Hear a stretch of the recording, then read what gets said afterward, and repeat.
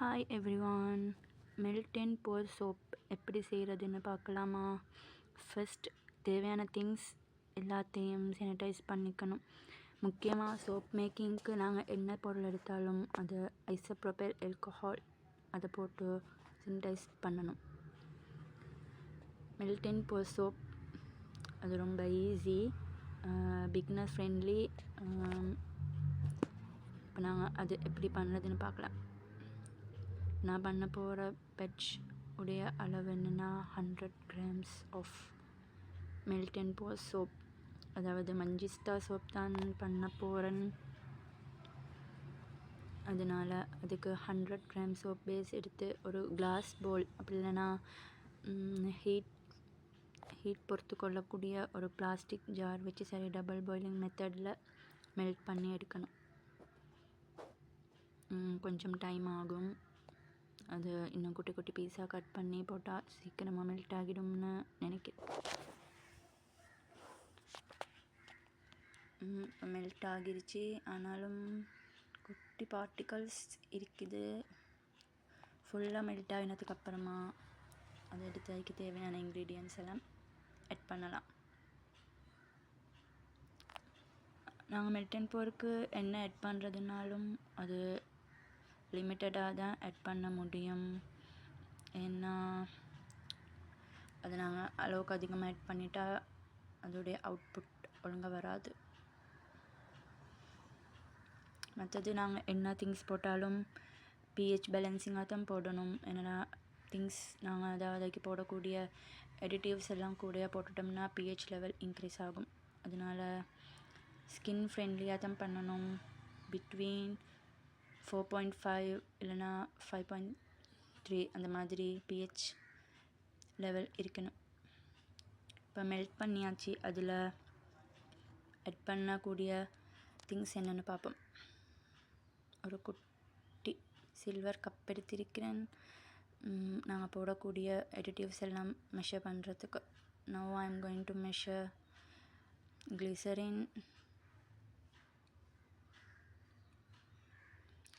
போடுறது நல்ல. என்னென்னா கிளிசரின் வந்து ஸ்கின்னுக்கு மாய்ஸ்சரைசிங் கொடுக்குறதுக்கு கிளிசரின் ஆட் பண்ணுறது, அது 2 to 3 grams தான் ஆட் பண்ணணும். என்னென்னா அதோடைய லிமிட் இன்க்ரீஸ் ஆகிடுச்சுன்னா ஸ்கின்னுக்கு எவ்வளோ நல்லதோ அதோடைய அமௌண்ட் கூடும்போது ஸ்கின்னுக்கு டேமேஜ் ஆகும். அதனால் கிளிசரின் லிமிட்டடாக போடுறது நல்லா. அதுக்கப்புறமா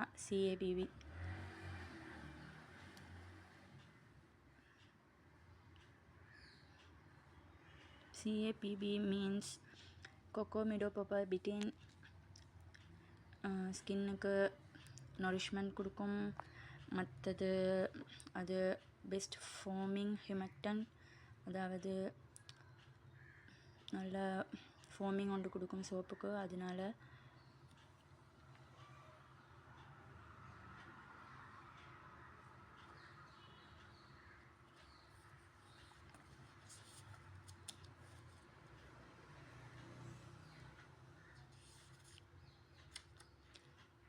நல்லா மிக்ஸ் பண்ணணும்.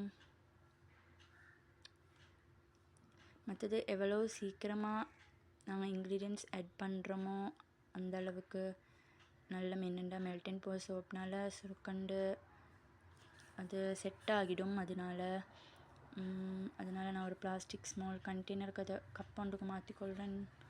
என்னடா அது அந்த மோல்டில் ஊற்ற போகல கஷ்டமாகும். அதுக்கு ஸோ நார்மலாக 2 batch பண்ணுறதுன்னு தான் ஐடியா பண்ணி கொண்டிருந்தேன். அதாவது லிக்கோரைஸ் 50 grams மஞ்சிஸ்டா 50 grams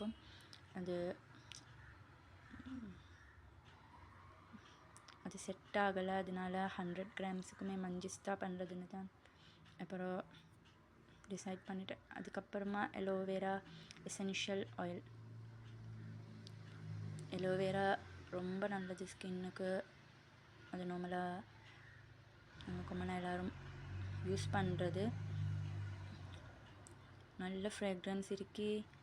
மற்றது பர்சனலி எனக்கு ரொம்ப பிடிக்கும் எலோவேரா ஃப்ரேக்ரன்ஸ்.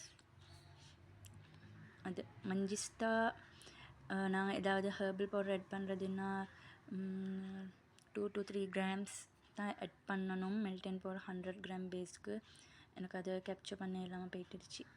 ஓகே, அது போட்டதுக்கு அப்புறமா நல்லா மிக்ஸ் பண்ணிவிட்டு எங்களுக்கு மோல்டில் பண்ணலும். மற்றது நீங்கள் ஏதாவது எக்ஸ்ட்ராக்ட் யூஸ் பண்ணுறதுன்னா, அதாவது கேரட் எக்ஸ்ட்ராக்ட், பப்பாயா எக்ஸ்ட்ராக்ட், அது மாதிரி ஏதாவது எக்ஸ்ட்ராக்ட் யூஸ் பண்ணுறதுன்னா கட்டாயம் ப்ரிசர்வேட்டிவ் ஆட் பண்ணணும். அப்படி இல்லாமல் அதாவது வாட்டர் கண்டென்ட் நீங்கள் அதுக்கு சேர்க்குறதுன்னா அதனால் ப்ரிசர்வேட்டிவ் ஆட் பண்ணணும். வாட்டர் கண்டென்ட் இல்லாமல் நார்மலாக ட்ரை இன்க்ரீடியன்ட்ஸ் சேர்க்குறதுன்னா மட்டும் ப்ரிசர்வேட்டிவ் ஆட் பண்ண தேவையில்லை. ஓகே, மோடில் ஊற்றினதுக்கு அப்புறமா ஐசோப்ரோப்பல் போட்டு ஸ்ப்ரே பண்ணால் மேலே இருக்கிற பபிள்ஸ் ஃபார்ம் ஆகாது. அதுக்கப்புறமா 1 ஹவரில் soap ready. This is a final output of my 100 gram glycerin soap. இது ஸ்கின்னுக்கு ரொம்ப நல்லது. அன்ஈவன் ஸ்கின் டோன் வந்து ஈவன் பண்ணும். Natural brightening and lightening soap. Thank you.